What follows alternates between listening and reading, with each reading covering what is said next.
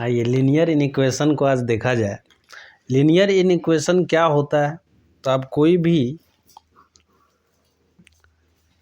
Variable और constant को मिलाकर अगर कुछ लिख दें तो ये बन जाता है आपका इक्वेशन। ये क्या हो गया? इक्वेशन। लेकिन इसी में जब हम इनइक्वालिटीज की बात करेंगे, like greater than, less than, greater than equal to, less than equal to, है ना, तो ये जब हो जाए तो ये इनइक्वेशन का रूप ले लेता है। तो इक्वेशन और इनइक्वेशन में बस इतना छोटा सा ही डिफरेंस है। इक्वेशन में जो बात होता है वो क्या होता है? वेरिएबल और कांस्टेंट को मिला देते हैं और यहाँ इक्वल टू का यूज होता है। इन इक्वेशन में इक्वल टू का यूज नहीं होता है, इन इक्वलिटीज का यूज होता है।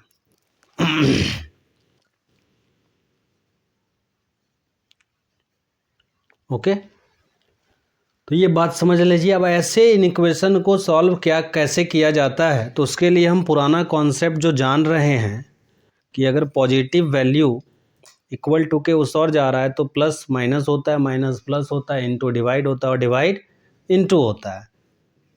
साथ ही साथ इसमें जो एक बहुत ही डीप कॉन्सेप्ट है, इसको समझने की आवश्यकता है, इस दो बात को।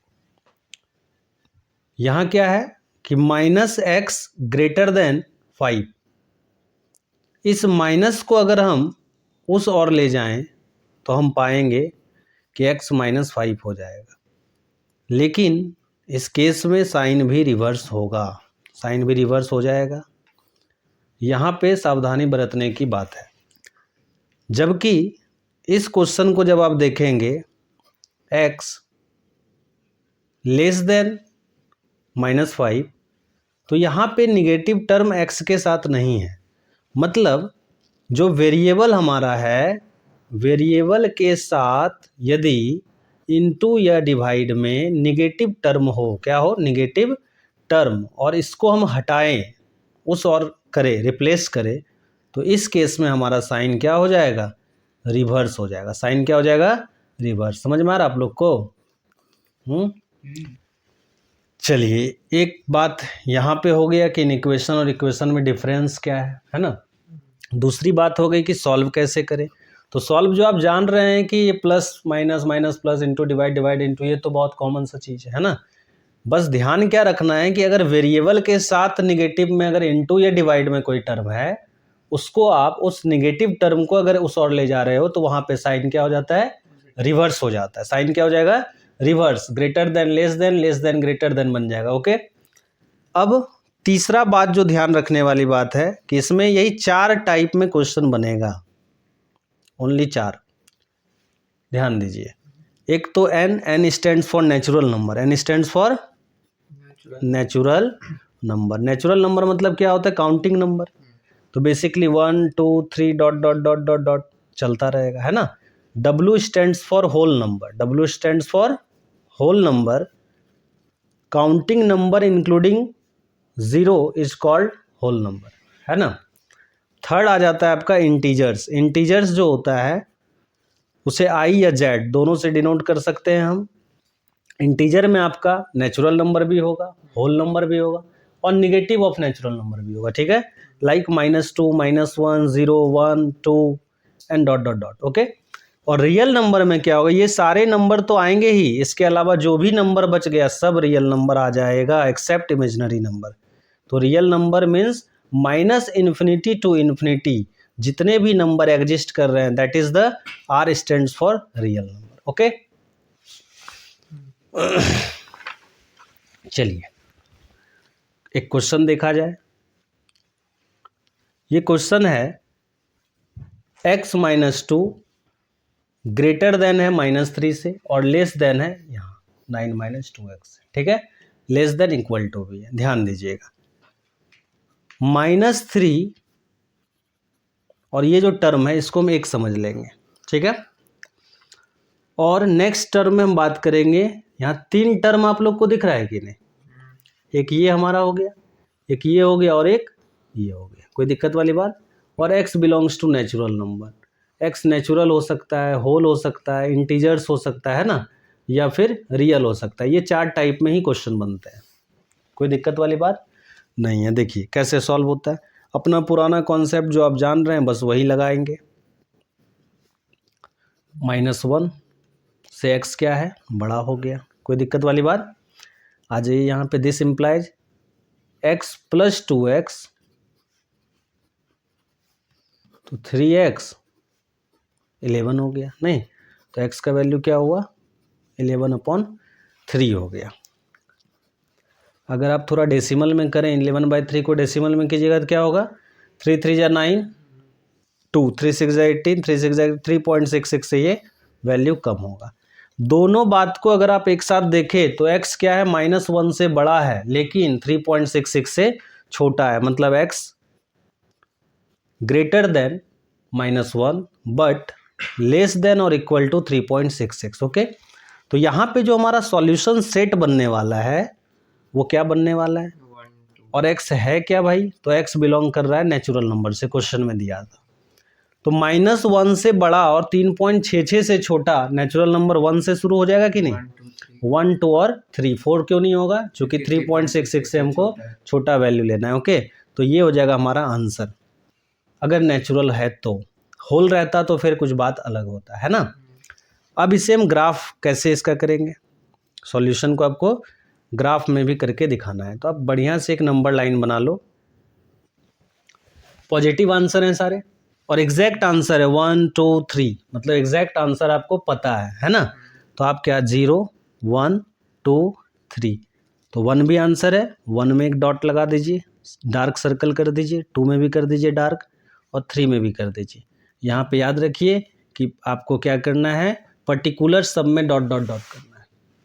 ओके, आइए ये हो गया आपका ग्राफ। नेक्स्ट देखिए, एक क्वेश्चन लेते हैं और इसमें नेचुरल, होल, इंटीजर्स और रियल सब करके दिखा देते हैं। ओके, चलिए देखिए, यहाँ पे भी हमारे पास 3 डाटा है, एक तो ये, दूसरा ये और तीसरा ये। पहले 2 टर्म को हम यहाँ पे लेकर सॉल्व करेंगे। तो जब हमने पहले 2 टर्म को लिखा तो ये कुछ इस प्रकार से हो गया है ना, और नेक्स्ट कुछ इस प्रकार से बातें हो गई। ओके, आ जाइए देखिए सॉल्व किया जाए इसको। -1/3 आप इसे इधर लाइए, तो ये बताइए ओवरऑल क्या होगा, इम्प्रॉपर में अगर हम करें तो 5/3। ओके, -6/3, ये सब तो आ रहा होगा, इतना तो मान के चले कि नहीं चले। ये जो 2 है इधर आके * हो जाएगा, ठीक है ना। -4 से x बड़ा है या बराबर भी है, कोई दिक्कत वाली बात नहीं। आ जाइए इसको करते हैं, x जिधर है उधर ही रहने दो, ज़्यादा फायदा होगा। ओके, 5 6 जा 30 and 1 31/6, 3 2 जा 5/3। Okay, what will be the answer, 6 3 का एलसीएम क्या होगा 6, 31 - 10 21/6। ओके, x का वैल्यू चाहिए 21/6 इंटू 2, 2 से 3, 3 से 7 है ना। तो x यहाँ पे हम देख पा रहे हैं कि 7 से छोटा आ रहा है। दोनों टर्म को अगर हम एक साथ लेके चले तो जो x हमारा होगा, जो सॉल्यूशन सेट होने वाला है वो क्या होने वाला है, x सच दैट -4 से x क्या है बड़ा और 7 से छोटा है, जहाँ पर x बिलोंग कर रहा है पहले क्वेश्चन में नेचुरल नंबर के लिए, है ना। ये हम फर्स्ट क्वेश्चन का सॉल्यूशन लिखें। ओके, इसमें 4 क्वेश्चन है। तो बताओ कि -4 से 7 के बीच में, 7 से छोटा है, 7 इक्वल नहीं है ना, इसके बीच में नेचुरल नंबर हमारा कौन कौन सा हो जाएगा, 2 3 4 5 1 होगा, 2 होगा, 3 होगा, 4 होगा, 5 होगा और 6 हो जाएगा। इसे आप ग्राफ में अगर सॉल्व करेंगे तो आप पाएंगे कि 0 1 2 3 4 5 एंड 6, पर्टिकुलर सबको डार्क कर दो, 1 2 3 4 5 and 6। This is the graphical solution. Okay, moving to next whole number का है ना। तो होल नंबर है तो फिर हम सॉल्यूशन सेट कैसा लिखेंगे, x set of x such that x is greater than और equal to -4 but less than 7 and x belongs to whole number, है ना। इस केस में हमारा जो सॉल्यूशन होगा वो 0 से स्टार्ट हो जाएगा ना, होल नंबर 0 1 2 3 4 होते हैं, तो 0 1 2 3 4 5 and 6 will be the answer. 0 1 2 3 4 5 6 particular सब में आप डार्क सर्कल कर दें। ओके, कोई प्रॉब्लम? थर्ड क्वेश्चन जो है वो इंटीजर्स का हो सकता है, तो set of x such that -4 से एक्स बड़ा या बराबर है, 7 से छोटा है, एक्स बिलोंग टू इंटीजर। चलिए, इंटीजर्स में क्या होता है, -4 से स्टार्ट हो जाना है, तो -4 -3 -2 एंड -1 0 1 2 3 4 5 एंड 6। ठीक है, तो ये बड़ा सा आंसर हमारा, और पर्टिकुलर हम -4 -3 -2 -1 0 1 2 3 4 5 6 ये ऐसे चले जाएंगे। ओके,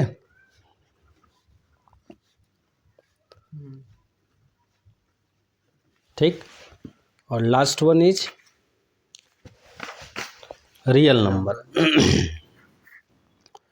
तो सॉल्यूशन सेट जो रियल नंबर का होना है, -4 से एक्स का सेट है सच दैट, इसको फिर से लिख देते हैं, set of x such that -4 से एक्स बड़ा है, 7 से छोटा है, और x belongs to real number. Real number means -∞ to infinity सारा नंबर। अब इसके और इसके बीच में तो इन्फिनाइट नंबर है, तो सारा ही सॉल्यूशन हो जाएगा। तो सारा ही सॉल्यूशन जब हो जाएगा तो इसका जो सॉल्यूशन सेट होगा वो हम कुछ इस प्रकार से मेंशन कर पाएंगे, इसी तरह से डिट्टो। ठीक है, this is the solution set. और ग्राफ में अगर हम इसे सॉल्व करें तो ग्राफिकल मेथड में कैसे सॉल्व करेंगे, ये बना दिया गया है। कहीं -4 होना है, -3 -2 -1 0 1 2 3 4 5 6 एंड 7। ओके, अब यहाँ पे दो बात का आप ध्यान रखें, एक डार्क सर्कल और एक हॉलो सर्कल। ठीक है, डार्क हम कब अप्लाई करेंगे, जब इस प्रकार से साइन रहे, मतलब इक्वल टू भी इंक्लूडेड हो। जब सिर्फ ग्रेटर देन और लेस देन रहे तो इस केस में हम हॉलो का यूज करते हैं। ठीक है, किसी बुक में आपको ये एक लाइन और ऐसा कर्व भी मिल सकता है, सेम यूज इसके लिए। ठीक है, और किसी किसी बुक में ये लाइन बनाकर क्या करता है, ऊपर में डार्क करता है इसे। ठीक, तो समझ जाओ ये इक्वल टू वाला बात है, और ऐसे लाइन बना के हॉलो कर दिया, तो समझ जाओ ये बात है। ठीक है, यहाँ पे देखिए -4 में इक्वल टू भी है, मतलब इंक्लूडेड है ना, तो -4 में हम क्या करेंगे, डार्क सर्कल बनाएंगे। क्या करेंगे, डार्क सर्कल। और 7 में क्या करेंगे, हॉलो, क्योंकि 7 इंक्लूड नहीं करना है, और इसके बीच का सारा ही आंसर होगा, इसलिए इस लाइन को थोड़ा सा क्या करेंगे, डार्क कर देंगे। ओके, कोई दिक्कत वाली बात, इसको थोड़ा थिक कर दीजिए, चलेगा। सेम आंसर को आप इस प्रकार से भी लिख सकते थे, -4 और यहाँ कहीं 7 होना था, -4 पे ऐसा लाइन, 7 पे ऐसा कर देंगे, इसको मिला दीजिए और ये आपका आंसर हो गया।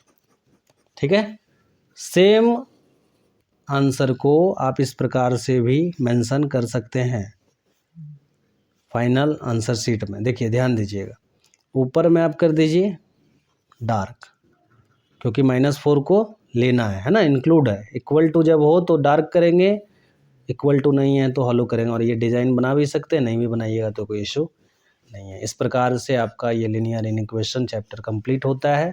इसमें 4 ही तरह का क्वेश्चन आएगा, ये लिख लीजिए, या तो नेचुरल, होल, इंटीजर्स और रियल नंबर। ये चारों हमने डिस्कस कर दिया। ओके, चलिए, थैंक यू।